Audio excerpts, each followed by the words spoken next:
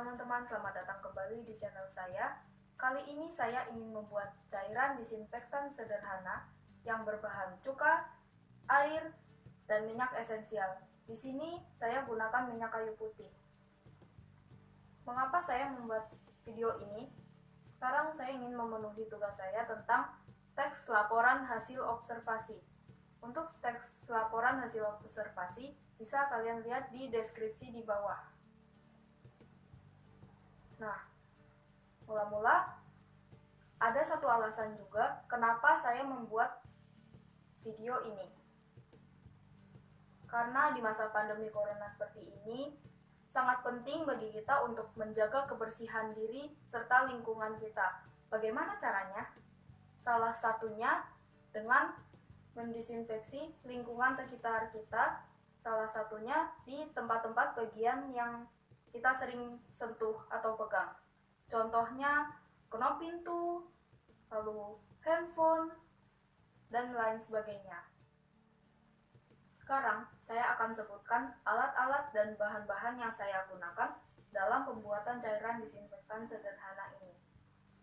Di sini saya menggunakan bahan-bahan seperti yang ada di depan ini, yaitu ada air, yaitu di sini saya menggunakan air bersih ya teman-teman.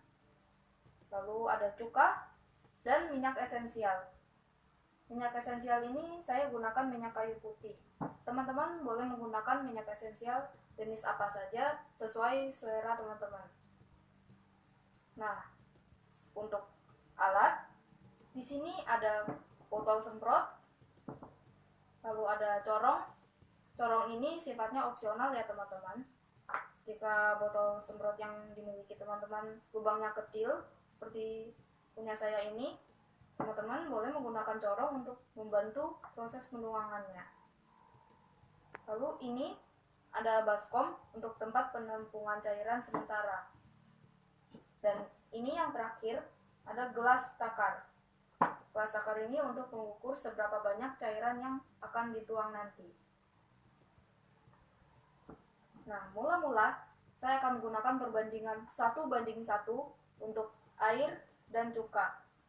Karena botol semprot saya ini kapasitasnya cuma 100 ml, jadi saya akan gunakan air sebanyak 50 ml dan cuka sebanyak 50 ml juga. Sekarang saya akan tuang air bersih ini sebanyak 50 ml.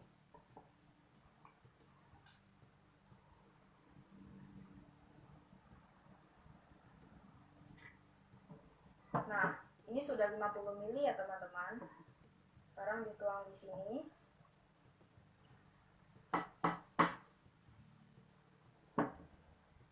Dan langsung saja saya akan tuang cukanya 50 ml juga.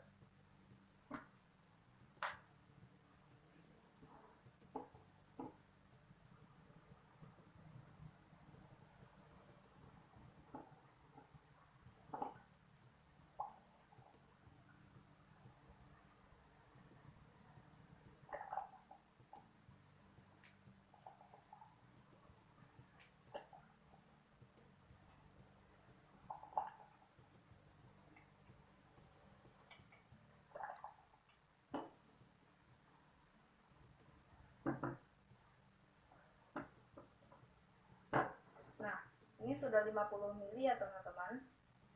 Dan langsung saya tuang di sini.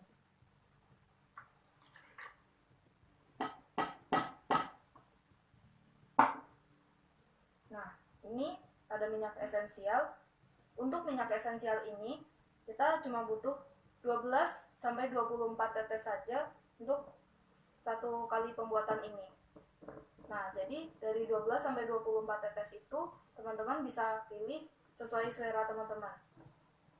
Minyak esensial ini fungsinya untuk menetralisir bau asam dari cukanya ini.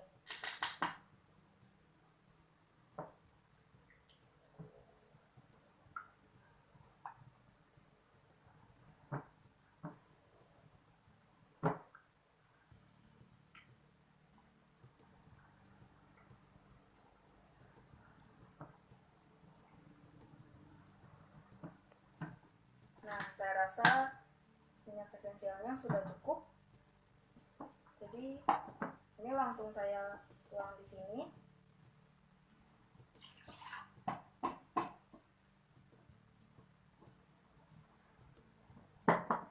Langsung saya masukkan ke botol semprot ini.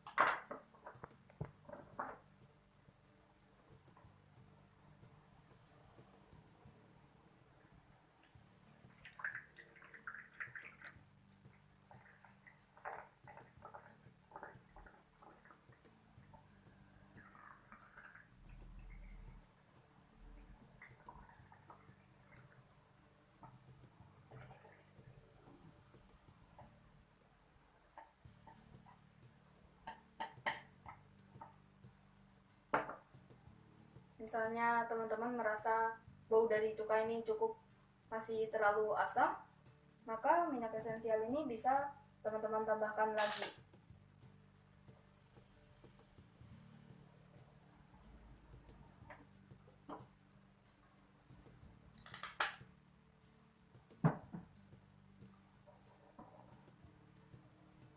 Sekarang jangan lupa untuk mengocok isi dari campuran ini.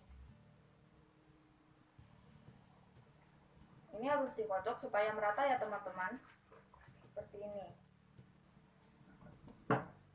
Sekarang cairan disinfektan sederhananya sudah jadi. Sekarang bisa langsung saja teman-teman menggunakan. Jadi saya contohkan caranya.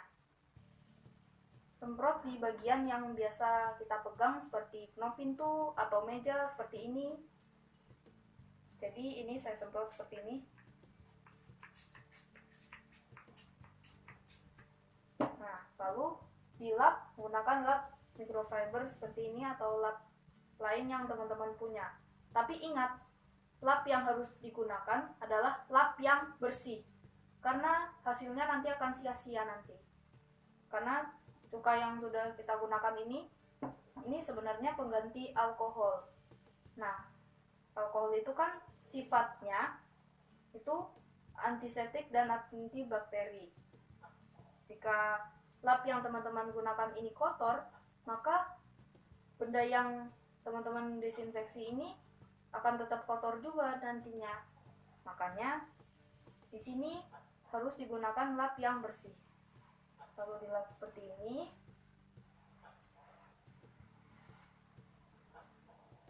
Lalu ingat ya teman-teman, botol ini harus dilabeli.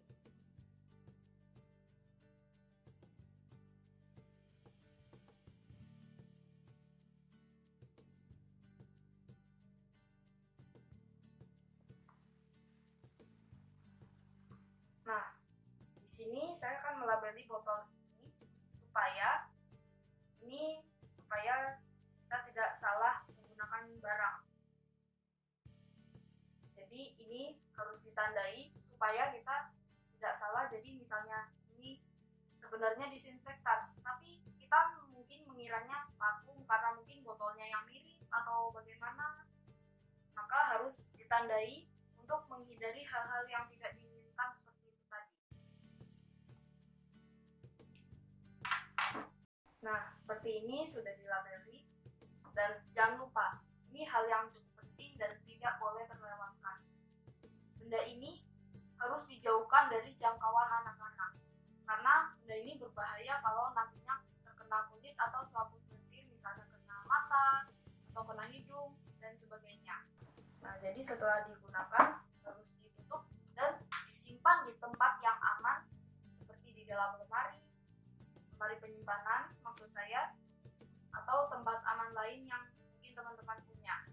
Sekian video saya kali ini, semoga bermanfaat bagi teman-teman.